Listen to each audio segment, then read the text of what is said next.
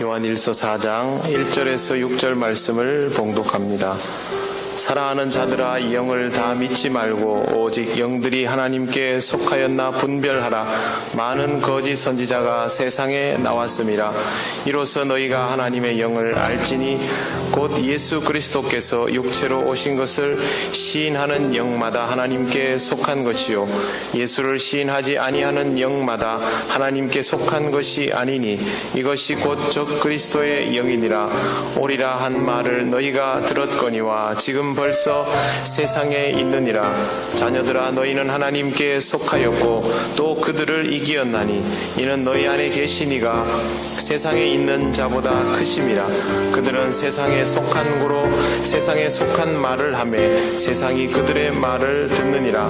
우리는 하나님께 속하였으니 하나님을 아는 자는 우리의 말을 듣고 하나님께 속하지 아니한 자는 우리의 말을 듣지 아니하나니 진리의 영과 미혹의 영을 이로써 아느니라. 아멘. 보통은 무더위가 한 달쯤 되면 끝이 나야 되는데 아직 절반이 남아 있습니다. 한 달쯤 지나고 나니까 다른 계절은 없는 것 같고 여름만 있는 것 같은 느낌이 좀 들기는 합니다. 그러나 결국 시간이 지나면 더운 날이 끝나겠죠. 그때까지 강건하게 몸과 마음을 잘 관리하시고 또 그럴수록 하나님 앞에 더 집중하셔서 은혜 누리는 여름이 되도록 하시기를 바랍니다. 오늘은 이단 경계 주일입니다. 이단에 대하여 경각심을 가지도록 제정된 주일입니다. 우리는 과연 이단을 제대로 경계하고 있을까요? 지난 7월 24일 과천 은혜로 교회가 압수수색을 당하고 신옥주라는 인물이 공항에서 체포되는 사건이 있었습니다. 이 인물은 예장 합신 측에서 안수받은 목사였습니다. 합동은 너무 많이 교단이 분리되어서 저도 다 모릅니다. 제일 처음에 기독교 장로회와 예수교 장로회가 보수와 진보와 보수로 분리가 되었고, 그 다음에 중도 진보와 보수가 다시 분리가 되는 게 통합과 합동입니다. 그렇게 해서 분리가 된 다음에 기장과 우리 통합 측은 그 공동체 그대로 있지만 합동은 거기에서 끊임없이 분열을 해서 지금은 통계에 의하면 180개 정도라고 합니다. 그러니까 본인들 사이에서도 서로 구별이 잘 안 될 정도입니다. 신옥주라는 인물은 합신 출신으로 2008년 은혜로 교회를 개척했는데 성경 해석을 할 때 신천지와 유사한 방식으로 풀이하는 것으로 알려져 있습니다. 그가 2016년 8월에 교회 문을 닫고 돌연 남태평양 피지로 떠납니다. 세상의 종말을 대비한다면서 신도 200여 명과 출국을 합니다. 그리고 이번에 노동 착취, 외화 반출, 특수상해, 특수감금, 사기, 아동복지 위반 등 11가지 혐의로 체포되기에 이르렀습니다. 신도들을 피지로 데리고 가서 거기가 이 땅에 이루어질 새하늘 새 땅이라고 하면서 변호사를 시키고 자녀가 부모를 때리도록 강요하고 자기는 성경에 있는 대로 시켰다며 주장을 합니다. 현재 피지에서 그렇게 노동력을 착취당하면서 오도 가도 못하는 신도수는 400명에 이릅니다. 어떻게 이런 일이 일어날 수 있을까요? 그런데 실제로 우리 주변에서 일어나고 있는 일들입니다. 1993년 이장님에 의해서 일어난 다미 선교회 사건 때 한국 교회가 통째로 흔들렸습니다. 방식은 조금 달라 보여도 신옥주는 그것을 또 새로운 모델로 제시한 것이나 다름이 없는 형태가 되어버렸습니다. 최근 소식에 의하면 이장님 계열도 2007년부터 다시 활동을 재개하고 있다라는 소식이 들립니다.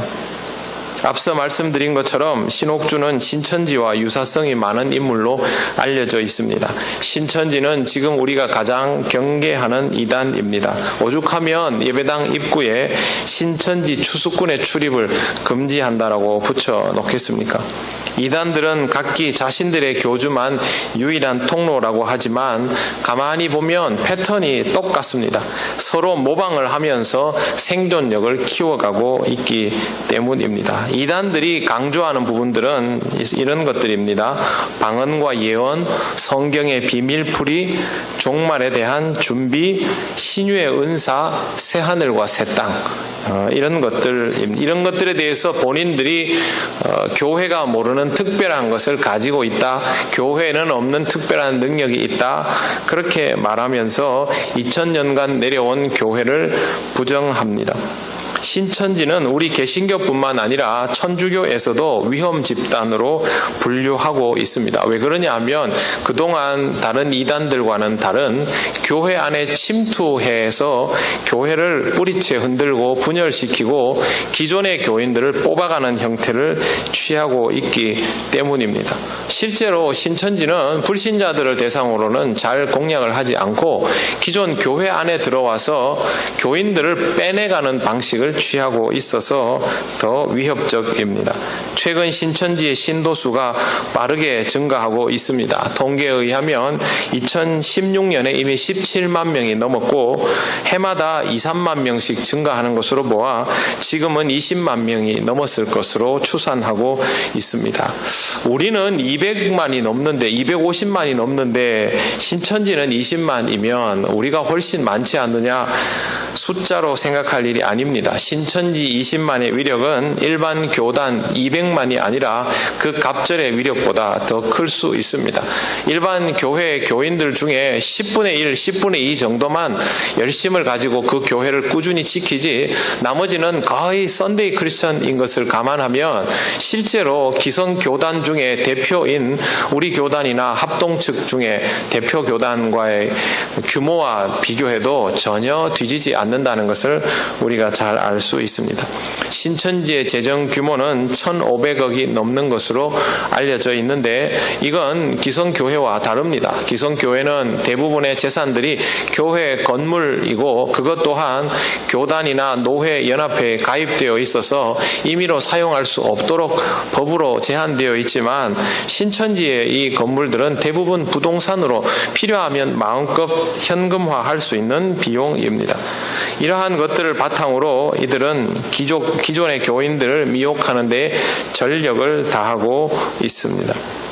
신천지 이만희 총회장이라고 불리는 사람은 지금 척추협착으로 수술을 받아 있지만 그래도 여전히 신성시되고 보혜사라 부르고 있고 그것을 믿는 사람들도 참 많습니다. 왜 이런 것에 미혹이 될까요? 세 가지를 생각해 보면 답이 나옵니다. 첫째, 우리가 누구인지 정확하게 이해하고 있는가에 대한 물음이 필요하고, 둘째, 우리가 경계해야 될 대상이 누구인지 알고 있는가를 물어보아야 하고, 세 번째, 어떤 방식으로 경계해야 하는지를 알아야 합니다. 사람이 실수를 할 수 있지만 같은 실수를 여러 번 반복하면 그건 실수가 아니라 실력이고 상태가 됩니다. 신앙생활 하다가 실족할 수 있죠. 하지만 그 실족함이, 미혹됨이 여러 번 반복된다면 그건 실수가 아닙니다. 그건 그 사람의 현재 상태를 그대로 드러내고 있는 것이죠.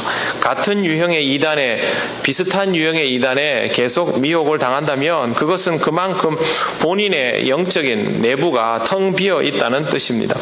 한국 교회가 지금 같은 유형의 이단에게 계속 흔들리고 있습니다. 그 이유는 그만큼 속빈 강정이라서 그렇습니다.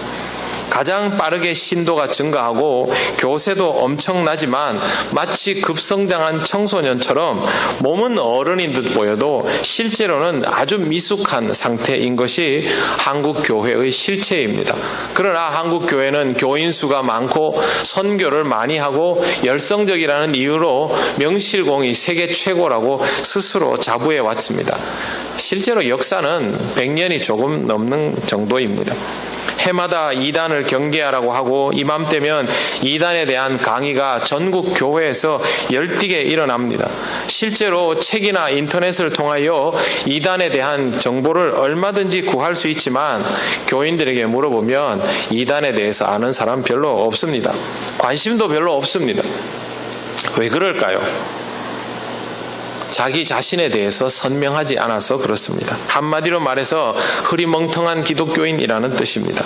정치 이념과 경제 개념에는 그렇게 예민하게 반응하면서도 자신의 구원 문제에 직결된 신앙의 본질에 관하여서는 기본적인 개념조차 가지고 있지 않기 때문에 그 기본적인 개념에 반하는 이단에 대하여서도 신경을 쓰지 않는 것입니다. 그러다가 어느 날 이단이 다가오면 구별도 하지 못하고 달콤하고 친절한 속삭임에 넘어가서 인생을 망치는 일이 발생합니다. 제가 늘 강조하는 것이지만 신앙생활을 열광적으로 할 필요는 없어도 대충 해서 되는 일은 아닙니다. 신앙생활은 대충 하면 대충 살다가 대충 구원받는 것이 아니라 결국 이 세상의 미혹당해서 그 신앙 자체가 죽어버리게 되고 구원의 기회를 잃어버릴 수밖에 없습니다. 그래서 여러분 예수를 믿는다면 여러분 자신이 누구인지를 제대로 기억하시기를 바랍니다. 하나님께서 그냥 세상 사람들 속에 섞여 살던 모세에게 어떤 사람인지 어떤 사람이 되어야 하는지를 분명하게 알려주셨던 적이 있습니다. 불타는 떨기나무 앞에서 요셉은 피하고 싶었지만 결국 받아들이게 됩니다. 하나님은 우리에게도 그렇게 알려주시는 분입니다. 그러므로 우리는 분명하게 알아야 합니다. 사도 요한은 이렇게 정의합니다. 2절 말씀을 보시겠습니다. 이로써 너희가 하나님의 영을 알지니 곧 예수 그리스도께서 육체로 오신 것을 시인하는 영마다 하나님께 속한 것이요. 하나님의 영을 알아보는 사람이 되어야 합니다. 그래야 하나님께 속하지 않은 영도 구별할 수 있습니다. 영을 접하는 상황이라고 해서 다 하나님께 속한 영인 것이 아닙니다. 이 부분을 구별 못하면 문제가 되는데 우리는 이것을 항상 신비주의적인 차원으로만 해석을 하려고 들어서 문제입니다. 제일 먼저 말씀입니다. 말씀을 통해서 개념이 잡히고 그것이 생활 속에서 세속적인 것과 거룩한 것 사이에서 오고 가는 우리들에게 신령함이 자라날 수 있는 연단의 과정이 필요한 것이지 어느 날 아침에 무당이 신내림 받듯이 갑자기 뚝딱거리면서 되는 것이라고 생각하지 마십시오. 영을 접하는 일은 여러 가지 상황에서 경험이 가능합니다. 신유의 은사나 기도의 자리나 신령함으로 행해지는 모든 사역들, 말씀이 선포되는 자리 등 다양합니다. 특별히 병고침의 은사는 아픈 사람에게는 말할 수 없이 큰 위력이 됩니다. 아픈 사람을 고쳐주는 것이 얼마나 좋은 일입니까? 그렇기 때문에 신유의 은사가 있다고 여겨지는 현장에서 의심 없이 따르는 사람들이 매우 많습니다. 용하다 하면 쫓아가는 것이죠. 하지만 이단들은 바로 이 부분을 절묘하게 이용하고 있습니다. 여기에 우리가 주의를 해야 하는 것입니다. 예수께서 많은 병자를 고쳐주신 것은 틀림이 없지만 그렇다고 해서 예수님이 병을 고쳐주시려고 이 땅에 오신 것은 아닙니다. 이단과 사이비는 예수님의 사역이 은사와 기적과 능력에만 있는 것처럼 강조합니다. 여러분, 사도 바울은 고칠 수 없는 병이 있었습니다. 사도 바울이 그렇게 귀한 종이면 그것부터 고치고 시작해야 되는 거 아닙니까? 다른 사람을 낫기 위해서 기도하던 그 바울, 능력도 가지고 있다고 보여지는 그 바울이 정작 자신에게 있는 것은 손대지 않고 일평생을 살았던 이유를 우리는 주목하여 볼 필요가 있습니다. 예수님은 오히려 표적을 구하는 세대를 경고하셨습니다. 기적과 능력은 매력적이지만 많은 주의가 필요합니다. 그들의 미끼를 덥석 물어버리면 안 됩니다. 이단치고 병고침의 은사를 강조하지 않는 곳이 없다는 사실을 명심해야 합니다. 방언과 예언의 은사도 마찬가지입니다. 이것 역시 이단의 단골 메뉴입니다. 방언과 예언은 기독교에만 있었던 것이 아니라 타 종교에도 있었습니다.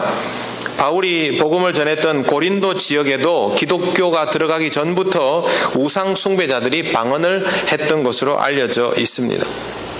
방언과 예언은 은사 중에 하나일 뿐이지 가장 귀한 은사가 아닙니다. 성경이 말하는 가장 귀한 은사는 덜도 말고 사랑입니다. 오늘 우리가 읽은 성경 말씀에 대해서 거짓 선생을 경계하고 적 그리스도를 경계하라고 해놓고 7절부터 이어지는 내용은 하나님은 사랑이시라입니다. 그만큼 우리는 이 사랑 하나로 모든 것을 다 포용하고도 남을 능력이 있기 때문에 사랑보다 귀한 은사는 없는 것입니다. 사랑이 없는 교회에서 방언과 예언이 아무리 가득해도 그 교회는 하나님의 영에 속한 교회가 될 수 없습니다. 계시를 거론하는 집단은 더더욱 주의하여야 합니다.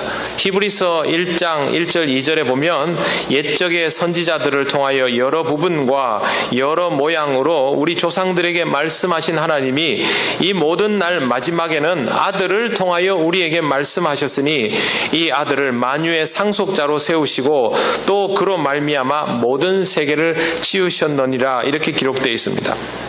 마지막 날에 아들을 통하여 우리에게 말씀하시고 또 아들을 통하여 모든 세계를 지었다는 말은 이 세상이 그리스도로 말미암아 완성되고 말씀이 그리스도를 통하여 종결 선언되었다는 것을 뜻합니다. 그렇기 때문에 계시가 더 필요하지 않습니다. 새로운 땅과 하늘이 따로 있다거나 성령님이 이 땅에 다시 오셨다거나 예수님이 이 시대의 구원자 아무개로 오셨다거나 예수님께로 나아가려면 참 목자 누구를 통하여서 가능하다, 이런 것들은 전부 이단이고 헛소리입니다. 종말의 때는 알 수 있습니까? 없습니까? 알 수 없다고 했습니다. 그런데 그게 그런 해석이 아니다. 그리고 그 종말의 때를 아는 이가 있고 나는 그 때를 안다. 우리는 안다. 전부 헛소리입니다. 예수님의 계시에 하나라도 토를 달고 거기에서 각도를 틀면 그 사람은 누구라도 하나님의 영에 속하지 않은 자인 것을 의심해야만 합니다. 가장 위험한 인물이 말씀을 전하는 사람입니다. 1절에 등장하는 거짓 선지자가 바로 여기에 해당됩니다. 앞서 말씀드린 새로운 계시도 주로 말씀을 전하는 사람 중에 섞여 있는 거짓 선지자들에게서 나타나는 특징입니다. 서울신대를 졸업한 여긴 성결교입니다. 이순희 목사는 복음성가 가수 출신 부흥사입니다. 백송교회라는 곳을 담임하는데 귀신을 쫓아내는 것과 신유 은사를 행할 뿐 아니라 자신에게 주님이 임했다며 예수님이 100% 자기에게 임하면서 단증을 하라고 예수님이 본인에게 말했다는 겁니다. 그러면서 내 안에 예수님이 100% 있다고 하니까 그 말을 듣고 신도들이 막 쫓아 나옵니다. 구해달라고. 이런 일도 있습니다. 이 외에도 국제성경연구원 이다윗이라는 인물, 3년간 8,000명의 귀신을 쫓아냈다는 베레아의 김기동 목사, 자신을 또 다른 보혜사라고 자처하는 김풍일 목사, 뇌파 신학을 말하는 인천 산성교회 이천수 목사 외에도 수많은 인물들이 있습니다. 우리가 좀 주목해서 볼 인물은 베레아의 김기동이라는 인물입니다. 이 사람이 베레아 아카데미라는 것을 만들었습니다. 그런데 옛날에 여기를 드나든 사람들이 여럿 있습니다. 베레아 김기동 목사는 나중에 이단으로 판명이 됩니다. 베레아 아카데미를 드나든 인물들이 누구인지 본인이 스스로 밝혔으니까 제가 말씀드리겠습니다. 장경동 목사, 김기흥 목사, 또 인천에 있는 우리 교단 제일 큰 주한장로교회 나겸일 목사, 오관석 목사, 인터콥의 최바울이라는 대표, 이외에도 소망교회 김지철 목사, 온누리교회 하용조 목사, 연세중앙교회 윤석전 목사, 명성교회 김사만 목사 등이 여기 출신입니다. 이 중에 논란이 있는 사람도 있고 경계선상에 있다고 여겨지는 인물들도 있습니다. 공부 차원의 이곳을 드나든 사람들도 분명히 있었지만 이들 중에 다수가 매우 기복적이거나 교주 스타일로 목회를 했다라는 것을 우리가 한눈에 알 수 있습니다. 이 사람들이 한국 교회에 미친 영향이 얼마나 큽니까? 한국 교회가 얼마나 뿌리가 얕고 신비주의적이고 기복적인지를 단번에 알 수 있는 부분입니다. 이런 방식이라면 앞으로도 이단 사입이나 그와 유사한 형태를 보이는 교주식 목회자는 얼마든지 나올 수 있는 것입니다. 우리가 우려해야 할 부분입니다.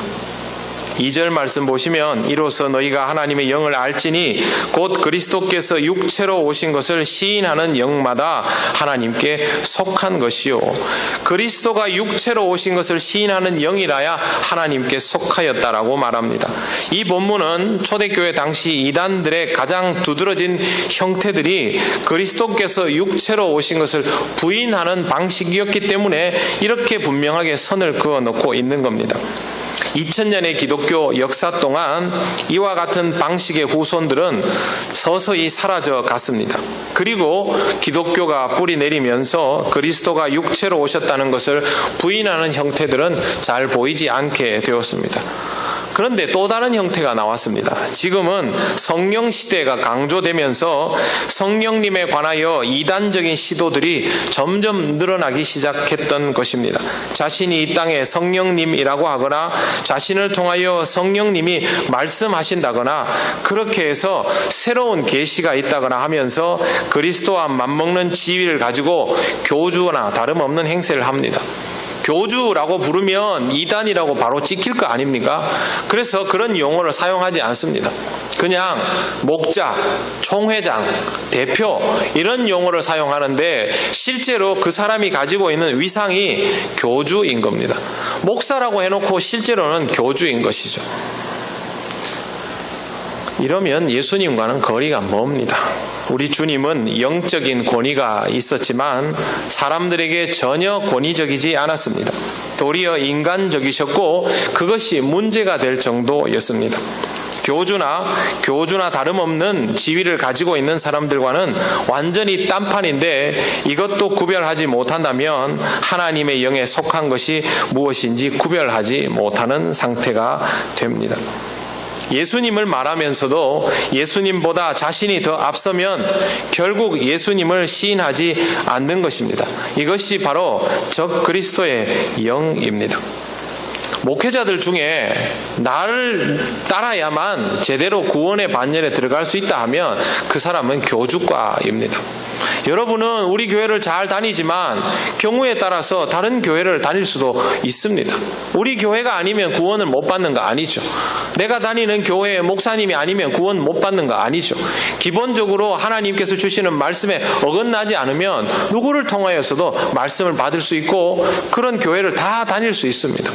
그런데 이것 아니면 안 된다고 하면 일단 의심부터 해보아야 합니다.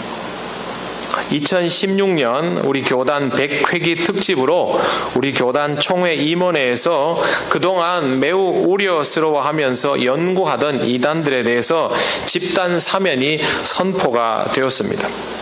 그런데 그해 가을 총회에서 강력한 반대에 부딪혀서 사면을 2년 동안 유예하기로 했습니다. 아마 올해 총회나 내년에 재결의를 할 겁니다. 그래서 제가 이단 경계주의를 맞이해서 좀 공부를 좀 하려고 총회에 들어가 봤더니 이 사면 대상에 포함되었던 사람들에 대한 자료가 하나도 없는 겁니다. 최근 자료가 없습니다. 유예를 시켜주었다는데 이게 그냥 가만히 내버려 두고 있는 상태입니다. 총회가 사면을 생각했을 때는 이유가 있습니다. 이 사람들이 반성의 기미를 보이고 각서를 쓰고 총회에서 교육시켜서 이 사람들을 계도하겠다라는 의지를 가지고 했습니다만 이단이 달래 이단입니까? 그렇게 쉽게 바뀌지 않습니다. 그러는 중에 우리 믿음의 형제 자매들이 신천지나 큰 믿음 교회나 하나님의 교회, 구원파 같은 곳으로 새 나가고 있는 중입니다. 그 외에도 기존에 있던 통일교, 안식교, 여호와의 증인, 몰몬교 등 수많은 이단들이 우리 주변에 포진해 있습니다. 하나님께 속하지 않은 이들이 하나님께 속한 것처럼 하여서 우리 주위에 있는 것입니다. 우리가 하나님께 분명하게 속해 있지 않으면 우리도 그들과 다르다는 것을 구별하기 어렵습니다. 말로만 이단을 경계하라, 이단을 경계하라 아무리 그래봐야 아무 소용이 없습니다. 우리 자신이 누구인지를 분명하게 알 때 이단과 나를 구별할 수 있다는 것 꼭 기억하시기를 바랍니다. 4절 말씀, 자녀들아 너희는 하나님께 속하였고 또 그들을 이기었나니 이는 너희 안에 계신 이가 세상에 있는 자보다 크심이라. 사랑하는 성도 여러분, 여러분 스스로 하나님의 자녀라는 사실을 확신하십니까? 정말 하나님의 자녀라고 생각하십니까? 그렇다면 여러분은 하나님에 대하여 누구보다 잘 알고 있어야 합니다. 바로 알고 있어야 합니다. 여러분이 아는 것이 다른 사람이 아는 것보다 모자라고 부족하고 정확하지 않다면 여러분은 하나님의 자녀라 말할 수 없습니다. 누가 와서 무슨 소리를 해도 여러분이 알고 믿는 것이 더 분명해야만 그 사람들 앞에서 흔들림 없이 하나님을 선포할 수 있습니다. 공부해야 합니다. 이단이 공부해서 준비한 것을 정통이 공부해서 준비한 것으로 못 이기면, 감당할 수 없으면, 미혹돼 버리면 그게 무슨 소용이 있습니까? 우리가 제대로 신앙을 가지고 있고 제대로 말씀을 이해하고 있는 사람들이다 말씀을 모르지 않습니까? 아무리 공부하라고 해도 공부하지 않습니다. 자기가 속해 있는 교회에서 무엇이 정통한 부분인지도 잘 모릅니다. 이단들이 성경책에 빨간 줄 막 긋고 이렇게 들이밀면요, 꼼짝도 못합니다. 그래가지고는 앞으로도 전혀 감당할 수 없습니다. 교회에서 공부하라고 하면, 교리 공부를 하라고 하면 가지고 있는 하나님이 어떤 분인지, 예수님이 어떤 분인지, 성령님이 어떤 분인지, 기도는 어떻게 해야 되는지, 신유의 은사는 무엇이 중요하고 무엇을 경계해야 되는지, 교회는 어떤 곳인지, 하나님 나라는 무엇인지 공부하라고 그러면 해야 됩니다. 세상 지식보다 신앙의 지식이 없는 것이 부끄러운 일인 줄 알아야 합니다. 그것도 안 되면서 이단 경계하라는 말 아무 소용 없습니다. 적어도 이단 1인분이 기독교인 1인분보다 지금은 더 강합니다. 초대교회 때도 이랬다면 지금 우리는 교회 못 다니고 있는 상태입니다. 그렇지 않았기 때문에 우리가 지금 신앙생활 할 수 있습니다. 이단 사이비가 가져다주는 병폐가 얼마나 큰지 아시지 않습니까? 사회를 분열시키고 가정을 파괴하고 모든 구조들을 깨뜨려 버립니다.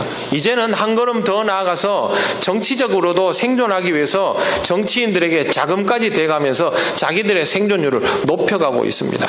사업도 날로 확장시켜가고 교육 영역에도 막 가지를 뻗어나가고 있습니다. 이 일을 앞으로 어떻게 해야 하겠습니까? 우리는 하나님께 속한 사람들입니다.